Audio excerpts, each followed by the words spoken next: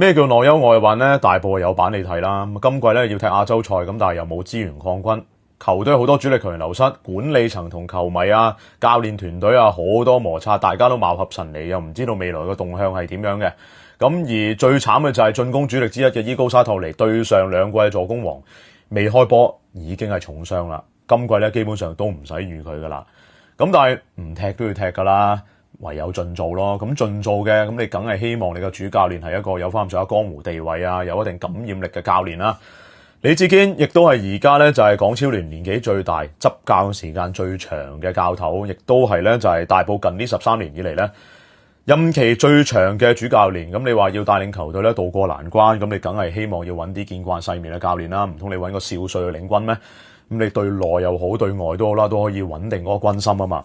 咁但係就其實除咗球員之外咧，就上季嘅助教團隊咧，佢嘅左右手咧都係離開咗球隊噶啦。咁啊助教啊或者係守門員教練啊，亦都係已經咧離開咗大埔。咁即係話訓練嘅內容咧，可能攻守嘅情況咧，同上季相比咧，都會有啲影響嘅。咁啊，因為尤其是啲助教團隊啦，咁啊往往都係球隊嘅，即係或者係對於教練嚟講咧，呢啲左右手咧，往往都係擔當住一啲好重要嘅角色嘅。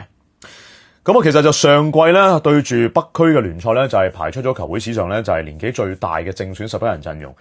咁啊，當日咧嘅長區球員咧全部都過30歲嘅。咁啊，而家就即係好似順便咧做埋個新舊交替啦。咁但係呢啲年青球員咧，今年揾翻嚟一啲年青球員咧，其實就真係未準備好嘅，好多咧。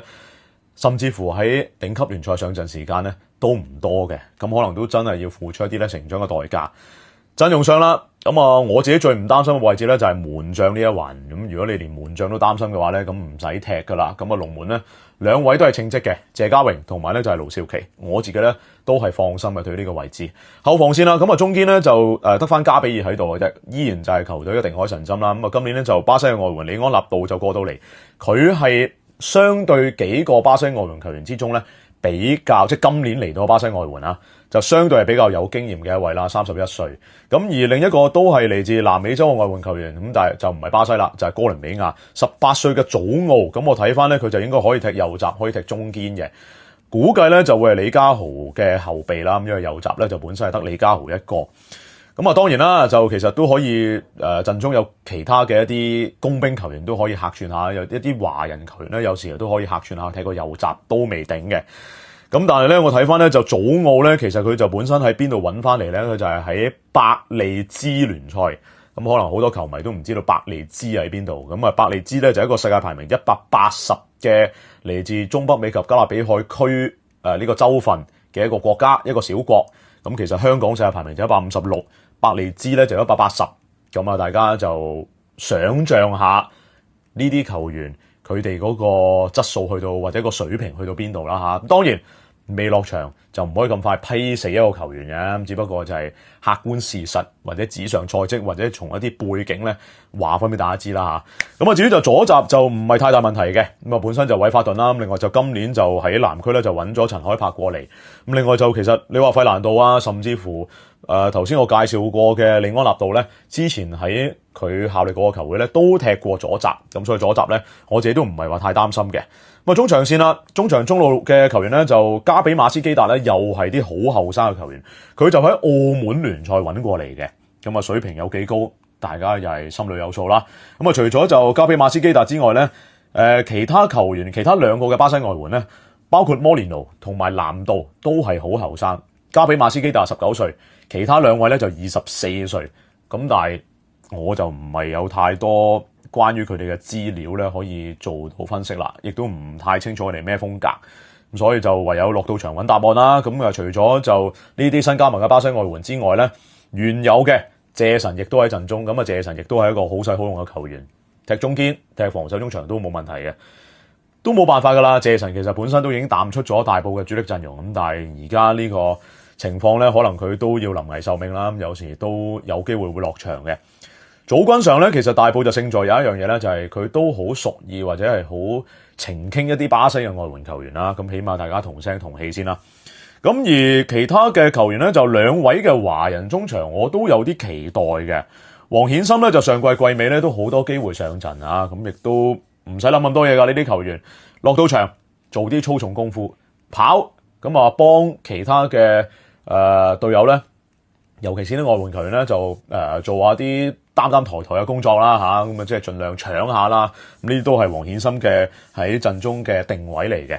咁我覺得佢都做得幾稱職啊！上季季尾好幾場波嘅表現。咁啊，至於就另一位球員咧，就係我揀嘅值得留意嘅球員黃心哲。咁啊，黃心哲我自己爭啲都唔記得咗佢啊。咁因為其實佢都喺港超聯咧就打滾過嘅。咁啊，以往就係踢過深水埗啦，亦都係踢過港會啦。同埋我就記翻咧，佢嗰陣時踢咧就中前場好多嘅位置咧，佢都可以升任嘅。咁個定位上咧就係中前場嗰啲通天老官啦，咁所以咧就呢啲球員擺落去咧，應該係幾好使好用嘅。咁啊，所以咧今季我相信咧喺球隊陣中咧，佢就會係當一個全能球員去看待，未必係正選嚟嘅。咁但係可能邊啲位置需要你去到下半場換人嘅時候，可以有翻啲有朝氣嘅球員去幫手補充翻成隊波嘅體力啦，咁啊或者成隊波 keep 翻住嗰個攻守嘅運轉咧，黃心哲。咁啊，可能就會係一個奇兵都未定啊！咁我就 mark 低咗啦，咁啊，同大家就研究一下啦。咁啊，前線上就兩邊翼鋒係爭咁啲噶啦。咁其實你話阿蘭特呢位就係阿根廷嘅翼鋒球員，話就話係翼鋒，咁但係其實我近呢2年或者我睇翻佢喺之前踢嘅球會咧，佢擔任嘅位置咧，試過有好幾場波係踢左閘添嘅。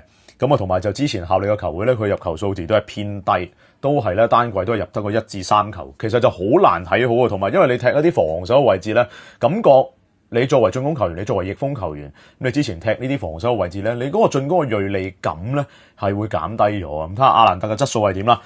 咁至於就沈承賢，其實上季我覺得呢位南韓外援就唔係話太差嘅，都有啲腳法，亦都咧喺邊路位置咧有啲單打獨鬥嘅能力。咁所以就今年。叫做係踢咗大半季之後咧，今年佢可唔可以再攞到多啲嘅出場嘅機會啦？咁啊，至於就翼鋒位置咧，就張希賢已經係第3選擇嚟噶啦。咁啊，張希賢就多數都係挨住左手邊啦。上季開頭咧喺東區咧，我覺得佢唔係太差嘅。咁但係去到季尾就唔知點解就唔算話太受到重用啦。咁啊，睇下就嚟到睇下嚟到大埔咧有冇機會可以比起近季上陣時間或者就係喺進攻嘅效率上面啦、入波啊、助攻上面咧就可以有提升啦。咁因為近季其實表現都係非常之反覆啊。咁啊，至於就另一位新人啦，朱景圖，咁其實就我就唔認識嘅，咁因為佢都未踢過頂級聯賽。上季咧就喺南區嘅 U22，其實佢都唔係正選嚟噶，20歲，咁啊應該上陣機會都唔會話太多。不過咧就冇乜人揀，咁你又要喺華人嘅前線上面咧有幾個球員都係新加盟，其實都係好少經驗嘅，佢就係其中一個啦。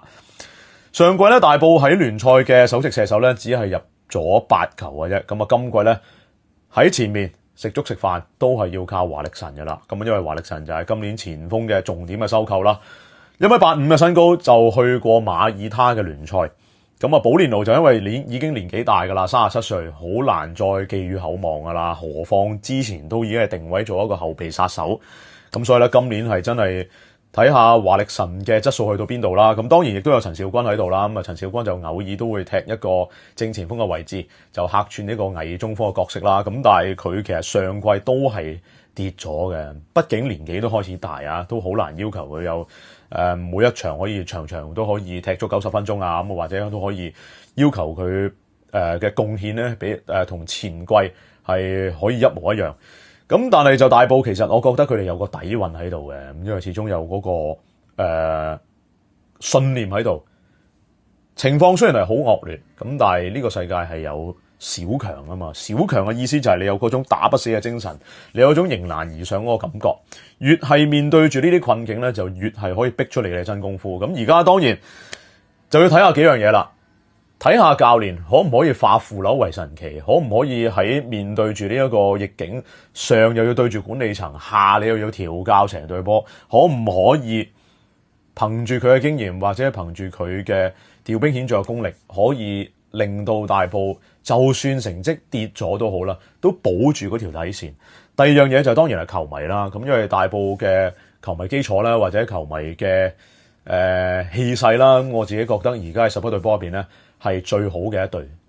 我唔敢講球迷數量係咪最多，咁但係至少打氣嘅投入度啊，各方面咧，我認為大埔係球迷係最能夠俾到球隊最能夠推動到佢哋嘅一班 fans 嚟嘅。咁睇下可唔可以真係喺今季面對咁多挑戰之下咧，可以充當到最厲害嘅第12人啦。咁另外當然第3樣嘢就係你要寄望下啲外援球員有冇邊啲，你希望啲外援球員就個個首先都要有一定嘅貢獻啦。又或者就算未必個個都係好高質素，希望都有1-2個球員係可以做到嗰啲隻手遮天咁嘅角色，關鍵時刻挺身而出，做到救世主嘅，唔需要太多。咁但係你有1-2個呢啲球員咧，可以喺一場比賽入邊做到一啲關鍵嘅角色咧，咁都可以有幫助噶啦。咁當然仲有一樣嘢就係今季要雙線作戰，咁而睇咗抽籤之後，我相信大家都會覺得大埔好大機會會係亞洲賽出，未踢唔知嘅。咁但係面對住同組嘅對手，以今年咁殘缺不全嘅組軍，以咁多嘅內憂外患，大埔喺亞洲賽應該分組賽都係會出局噶啦。咁出咗局之後，如果唔係好似上季東方咁樣俾人炒到大鑊嘅話咧，應該下半季專心翻聯賽咧，佢哋單線作戰咧，如釋重負之後咧，至少都應該會喺聯賽上半版。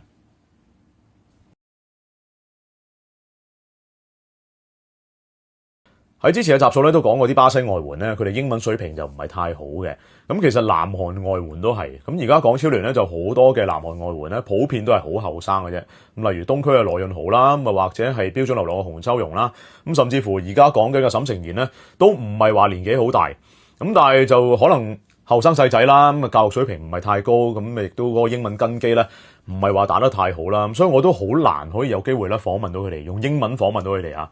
咁但係沈成賢，我覺得上季加盟咗大埔半個球季咧，佢嘅觀感係唔錯嘅。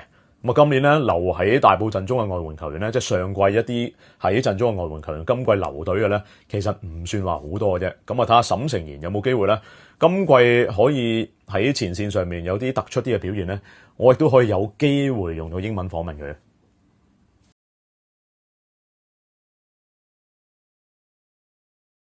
伊泰路咧，我諗大家對佢印象都唔係太深刻嘅，我自己都係啊。咁因為嗰陣時去到大埔咧，踢咗幾場波已經係受傷噶啦，跟住咧好快都離咗隊添啦。咁但係我睇翻咧，而家佢其實踢緊哥倫比亞頂級聯賽，咁呢樣嘢唔係常見嘅。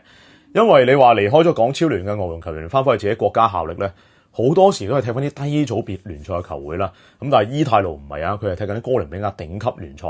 雖然嗰隊波咧就唔係啲咩名牌勁旅，都係啲中下游嘅球會嚟嘅啫。咁但係起碼你係踢緊算係高水平嘅南美洲嘅聯賽啊嘛。咁啊睇下嚟緊有冇機會咧，南美自由杯或者南美球會杯啦。咁南美球會杯即係你可以當佢係南美洲嘅歐霸杯嘅性質嘅賽事啦。睇下有冇機會喺呢啲杯賽咧見到佢啦。咁因為畢竟咧都係高水平嘅聯賽。有興趣嘅話咧，你哋自己搜尋下伊泰路嘅近況。